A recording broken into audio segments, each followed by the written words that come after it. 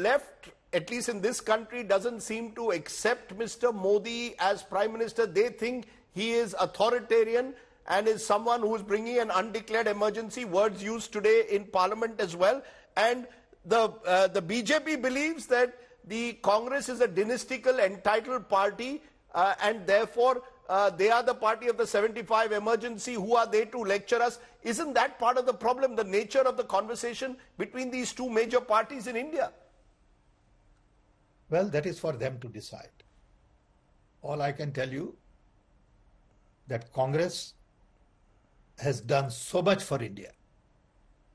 Every piece of development that you see today is only because of Congress. Okay. Believe me, whether it is IIT, IIM, space, atomic energy, telecom, IT, employment, you name it. You can't undermine that. No, you can't undermine that, but you can also give credit to some of the good things that Mr. Modi has. Is it possible to see politics in a continuum that Of course, Modi has done some good things. I have no problem with it. Of course, roads were built. Of course, Digital India was taken forward. Of course, all of the seeds that we planted were not undone. Of course, Aadhaar continued. So that's okay. That's fine. I appreciate that.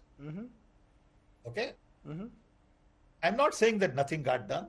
A nation of 1.5 billion people has to move on. And when they work, that doesn't mean all the credit goes to Prime Minister. Credit goes to people of India. 10 years of work of 1.5 billion. You can't say nothing got done. It will be naive to say that. So what according to you, Mr. Pitroda, is the message of the 2024 mandate? We've seen the Congress go from 53 to 99. We've seen the BJP come down, but the BJP is still party number one. Mr. Modi is a third-time Prime Minister. Rahul Gandhi, leader of the opposition. Now, what, according to you, is the central message the Indian voter has delivered? I think Indian voters have loudly said that we will not give absolute majority to Prime Minister Modi. We will not allow him to be dictatorial. We want him to compromise. He will have a government with coalition. We respect the voices of the opposition. And people have spoken loud and clear. The key is, are we going to listen to the people's voices, or are we going to have business as usual? You see, there are 5 areas that I am personally going to be looking at a personal level. One, the behavior of the Prime Minister. Is he going to change in the third term, or he thinks he will continue his business as usual and ignore the voices of the people? That's item number 1. Item number 2, will opposition be strong enough, raise their voice, make sure that the parliament has more discussion, debate in passing the bill and not ram it through like in the past. 3, institutions will have to be on alert. Judiciary, police, income tax, election commission, universities will have to recognize that people of India want democratic way of decision making and not dictatorial way. So you got to do your job as an independent institution. 4, civil society will have to recognize that we have a bigger role to play and we can't be in the background. We can't be undermined. We got to speak up as the catalyst, and we got to be vigilant. And 5, media will have to give more voice to the opposition, respect, and not toot only Prime Minister's horn, that everything is done by Prime Minister. Okay, Digital India is Prime Minister, digital payment is Prime Minister, okay, inauguration is Prime Minister. Come on, give everybody a break. Let's be humble.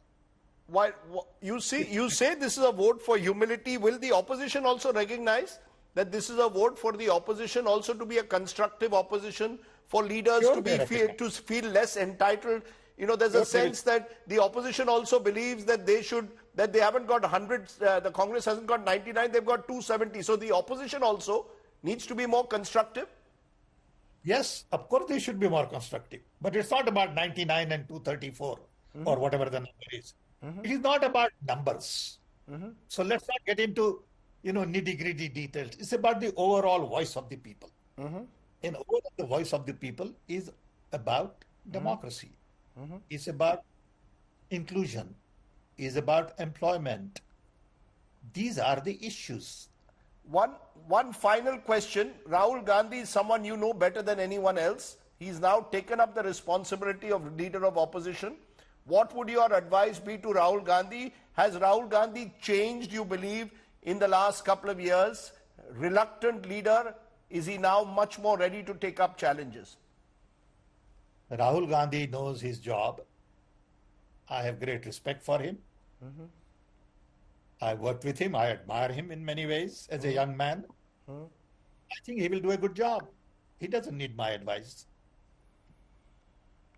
Sam, you're in good form, I see. You say he doesn't need your advice, as we saw. I thought he was someone who saw you as a mentor, so I thought you would tell us what was that one piece. But you would have one piece of advice for him. What's the one piece of advice? Be yourself. Okay. Be yourself is your two short word advice. Sam Pitroda, always good to have you on the show. Good to see you back. You're a contentious figure in many ways, but India needs many more voices, contrarian even if they are. Hopefully the dialogue and conversation you talk about will be carried forward. Rajdeep, I want to spend more time on taking message of democracy global. I want to spend more time in reaching out to the global community on democracy, development, inclusion, and many issues which are Gandhian and are very important to the world. Okay. So that's where we need to spend more time. Okay, good. I hope that you're able to carry that message forward in a positive, constructive way. Sam Pitroda, good to talk to you. Thanks very much for joining me there within an hour of having been reinstated as the Indian Overseas Congress Chief. Thank you very much.